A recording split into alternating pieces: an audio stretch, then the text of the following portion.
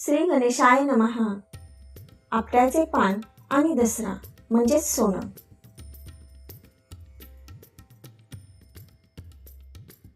दसऱ्याच्या दिवशी आपट्याची अर्थात सोन्याची पाने वाटण्याची प्रथा खूप जुनी आहे.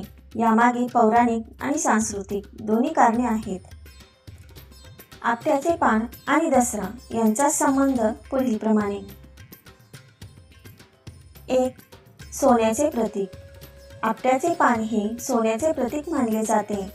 दसऱ्याच्या दिवशी लोक एकमेकांना आपट्याची पाने देतात आणि हे सोने समजून स्वीकार असे म्हणतात. यामध्ये समृद्धी, मैत्री आणि आपुलकीचे प्रतीक दडलेले आहे.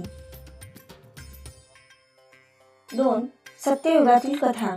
एका पुराण कथेनुसार राजा रघुने आपट्याच्या झाडाखाली केलेल्या दानधर्मामुळे त्याला सोन्याचा वर्षाव झाला. त्यापासून आपट्याच्या पानांना सोन्याचे महत्त्व मिळाले. 3. मिथक आणि लोककथा. लोककथेनुसार पांडवांनी वनवासातून परतताना आपट्याची पाने सोन्यासमान मानून वाटली. तेव्हापासून ही प्रथा सुरू झाली.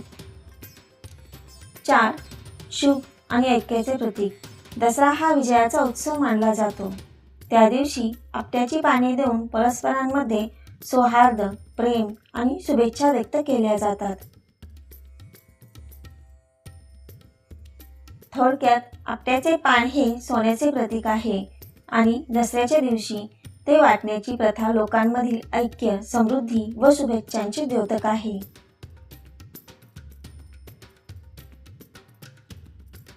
दसरा आणि आपट्याचे पान. दसरा म्हणजेच विजयादशमी. हा सण भारतात विजयाचा, ऐक्याचा आणि समृद्धीचा उत्सव म्हणून साजरा केला जातो. नवरात्रीच्या 9 दिवसांचा उपवास आणि पूजनानंतर 10व्या दिवशी दसरा साजरा केला जातो. हा दिवस सद्गुणांचा दुष्टावर विजय झाल्याचे प्रतीक मानला जातो. दसऱ्याचा इतिहास.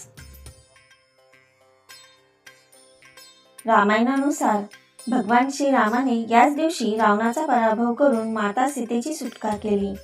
त्यामुळे हा दिवस सत्याचा असत्यावर विजय झाल्याची आठवण करून देतो.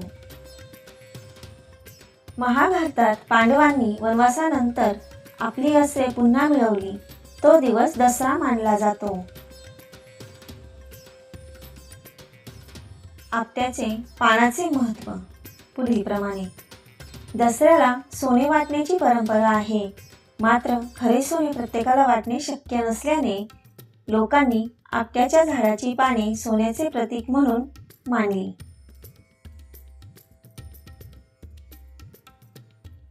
एक सोन्याचे प्रतीक. आपट्याचे पान हे सोन्या इतकेच मौल्यवान मानले गेले.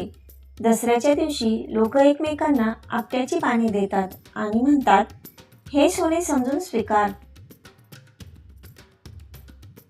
2. राजा रघुची कथा. एका कथेप्रमाणे राजा रघुने आपट्याच्या झाडाखाली प्रचंड दान केले. त्याच्या दानातून सोन्यासारखी समृद्धी पसरली. म्हणून आपट्याची पाने सोने म्हणून मानली जातात. 3. पांडवांची परंपरा. पांडवांनी अज्ञातवास संपवून अस्त्र परत मिळवली. तेव्हा त्यांनी आपट्याची पाने सोन्याप्रमाणे वाटली.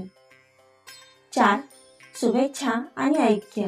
दसऱ्याला आपट्याची पाने देणे म्हणजे परस्परांमध्ये मैत्री, प्रेम, ऐक्य आणि समृद्धी वाटणे होय.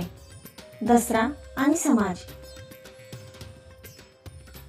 दसरा हा फक्त धार्मिक सण नसून तो सामाजिक आणि सांस्कृतिक बंध मजबूत करणारा सण आहे. आपट्याची पाने देवाणघेवाण करताना लोक परस्परांना शुभेच्छा देतात. तुमचे जीवन सोन्यासारखे उजळले जावो. तुमच्या घरात समृद्धी, सुख, शांती आणि यश लाभो. त्यामुळे दसरा आणि आपट्याचे पान ही परंपरा फक्त एक सण नाही तर आपुलकी, ऐक्य आणि समृद्धीचे प्रतीक आहे.